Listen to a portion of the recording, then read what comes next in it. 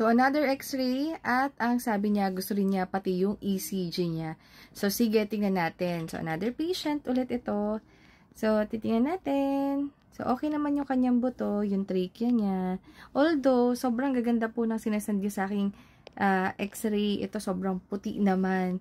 Pero, okay pa yung aorta, hindi pa ganun kakitang-kita. Tapos, yung puso niya, hindi rin naman malaki. Malamang babae po itong nagpapabasa na ito.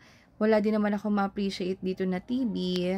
Pagdating mo dito, wala ding pneumonia, walang tubig ang kanyang baga. Ito po nakikita niyo dito is gastric bubble. Okay? So, ang basa po dyan. So, ang sabi dito is clear lung filled with normal hilar vessel. So, normal po yun. And mediastinum.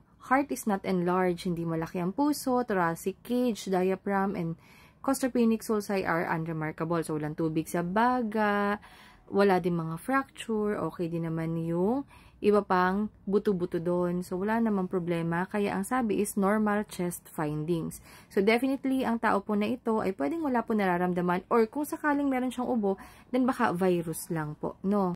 So, dito naman tayo sa kanyang ECG. So, dito, pagka titingnan mo, di ba, ito, kuha ko ng isang example. Pag nakita mo itong bawat pagbaba na yan, no?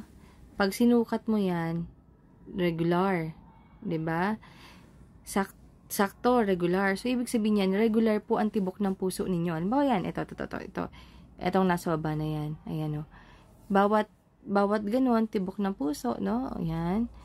Tapos, pag tinignan mo, equal. So, ibig sabihin, regular po ang tibok ng puso. Tapos, may P-wave ka rin dito. Pagka tinignan mo din, wala namang sign na lumalaki ang kanyang puso. Wala namang sign na nag-heart attack siya. Kaya, ang basa po dito, malamang sa malamang ay sinus rhythm. Ito pala, may basa pala dito. So, ang nakalagay ditong remark is sinus rhythm. Ito, sinus rhythm, normal axis.